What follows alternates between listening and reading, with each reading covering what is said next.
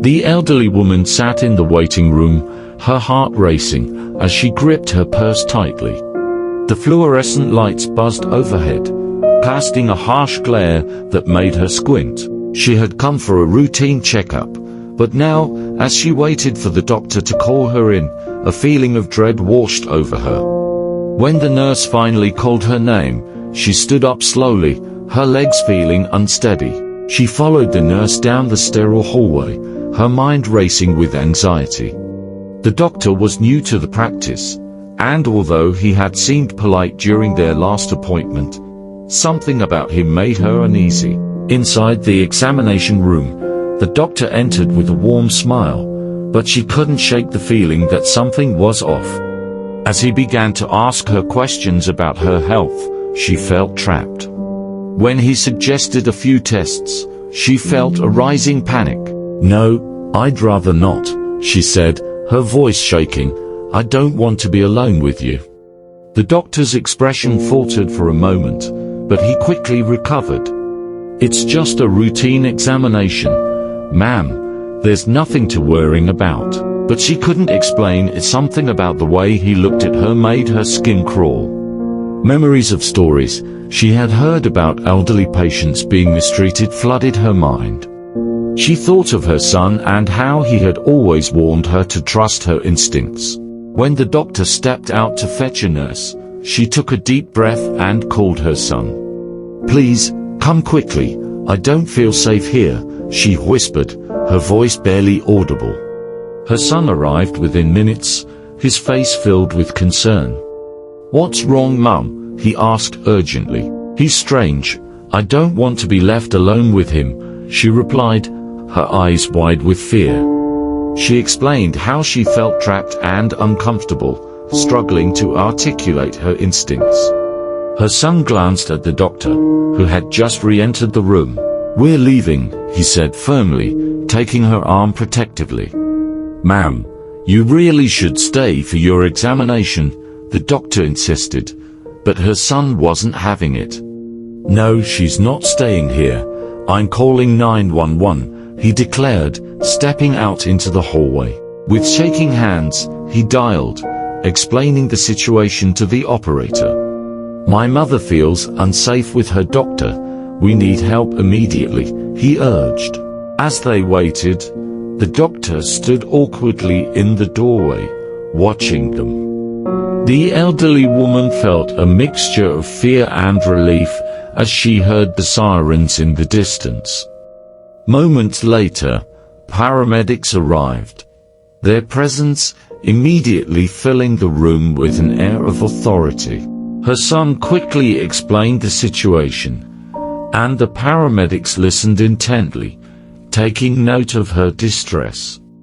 They gently assured her that she was safe now, and that they would help her get to a different facility for her checkup. As they led her away, she cast one last glance at the doctor, who stood silently, his expression unreadable.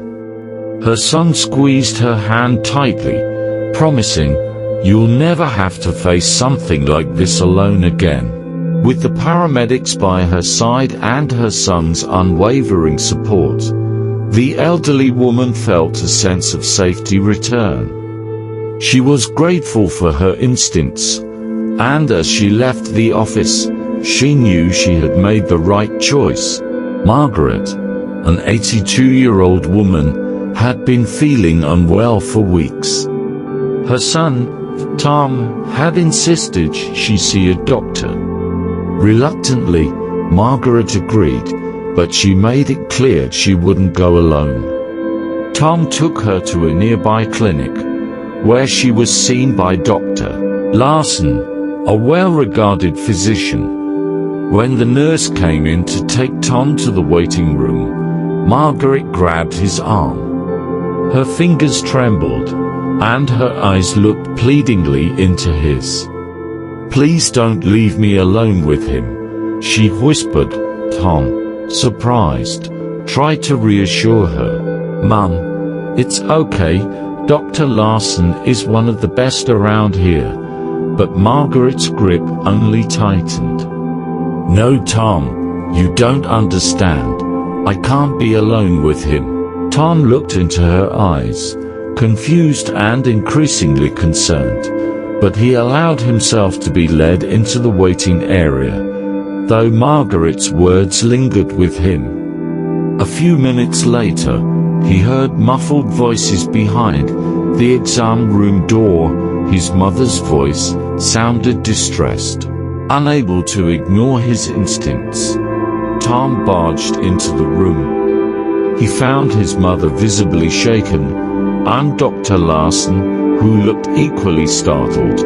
Tom demanded to know what had happened. Margaret was quiet at first, her eyes wide and fearful, until finally she said, "He was there, Tom, years ago. He was the doctor when I lost your baby sister." Tom's heart sank. He hadn't known about a baby sister. This was the first time she'd ever mentioned it. Margaret continued, her voice a shaky whisper. "Something wasn't right. I always thought he might have done something to her." Realizing the depth of her fear, Tom wasted no time. He stepped out of the clinic and dialed 911, reporting a potential case of historic misconduct.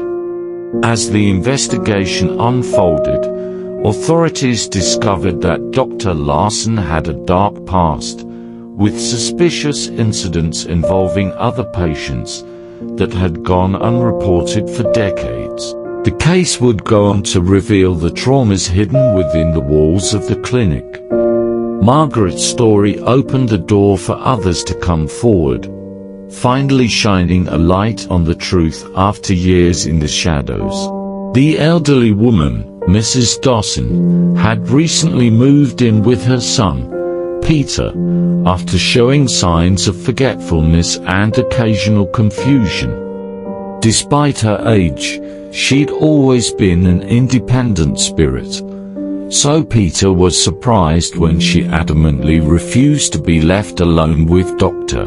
Jensen, the family doctor, who had been making house visits to check on her. She grew agitated and upset whenever the suggestion came up, which puzzled Peter, as Dr. Jensen had always seemed professional and kind. One afternoon, Peter was helping his mother settle in for a nap when she whispered, "Don't leave me with him. He's not what he seems." Her eyes were wide, her hands trembling as she held onto his arm. Concerned, but unsure what to make of it, Peter promised he'd stay close by during the doctor's next visit. Later that week, Dr. Jensen came over, and Peter excused himself to get some tea, but lingered by the door, watching closely. As he listened, he heard the doctor's voice drop to a low, menacing tone as he spoke to Mrs. Dawson. Dr. Jensen started mentioning her poor memory and said that no one would believe her if she tried to tell anyone what was happening. At that moment, Peter's heart sank as he realized his mother had been right all along. Without hesitating, Peter quietly stepped away and dialed 911, reporting the incident. The police arrived swiftly and began an investigation, eventually uncovering that Dr. Jensen had a disturbing history of manipulating and mistreating vulnerable elderly patients. Thanks to Mrs. Dawson's intuition and Peter's vigilance, Dr. Jensen was arrested, and other families learned the truth, saving many from harm. The experience reminded Peter to always listen to his mother's instincts, no matter how frail or forgetful she might seem. Mrs. Agnes Morgan was a gentle, soft-spoken woman in her late 80s. Her health had been deteriorating slowly over the past few years, and she required in-home care, especially as her memory and mobility worsened. Her son, David, a devoted man in his 50s, was deeply committed to caring for her, but couldn't always be around. He hired a nurse, Carla, who came with strong credentials and positive references. At first, everything seemed fine, and David felt relieved, knowing that someone was there to look after his mother. However, after a few weeks, he noticed subtle changes in her demeanor. Whenever David mentioned Carla's visits, his mother's usually warm eyes clouded over with fear, and she grew visibly tense. One evening, as David was saying goodbye after a family dinner, Agnes clutched his hand tightly. Her hand shook, and he could feel the anxiety radiating from her. "Don't leave me alone with her," she whispered, casting nervous glances toward the door. The request surprised him, especially since his mother rarely expressed fear about anyone. "Mom, what's wrong? Is something happening when I'm not here?" he asked, his concern growing. At first, Agnes hesitated, casting her eyes down as if afraid to voice her thoughts. But David's gentle urging finally made her open up. She told him that Carla, while appearing friendly and professional in David's presence, turned into a completely different person when they were alone. Carla would grow impatient with her, yanking her arms or shoving her into bed roughly.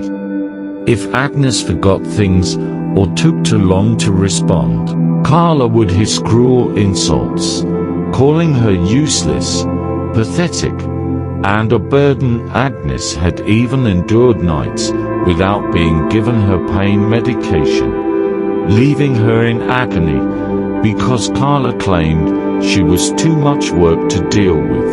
Agnes hadn't told her son sooner because she didn't want to cause trouble. "I don't want to be a burden, David," she said softly, her voice trembling. "I know you have your own life to live." David's heart broke hearing this, realizing the suffering his mother had endured silently. Without hesitation, David dialed 911 and reported Carla's abusive behavior, feeling a cold fury settle over him as he relayed what his mother had told him. The officers arrived within the hour, and Agnes, with her son by her side, bravely recounted everything she had experienced. She told them about the bruises Carla had left on her arms, the harsh words she endured, and the nights she spent in pain because her medication had been withheld. The officers took her account seriously and informed David that they would investigate Carla's background. To their shock, it turned out that Carla had a history of elder abuse complaints filed by other families, but due to a lack of hard evidence, she had been able to continue working in various homes, preying on vulnerable individuals who had little means to defend themselves. As the investigation continued, more victims came forward, each one validating Omnes's experience. Carla was arrested, and authorities launched a broader investigation into the agency that had been responsible for placing her. Agnes felt an overwhelming sense of relief, not just for herself, but for the other elderly individuals who had suffered at Carla's hands. She had always seen herself as frail and helpless, but in this act of courage, Agnes felt something she hadn't felt in years, empowered. David stayed by her side, ensuring her safety and comfort. He even started volunteering at a local organization dedicated to protecting the elderly from abuse, inspired by his mother's resilience. With Carla finally brought to justice, Agnes could live out her remaining years in peace, knowing she had made a difference in the lives of others, all because she had found the courage to speak out.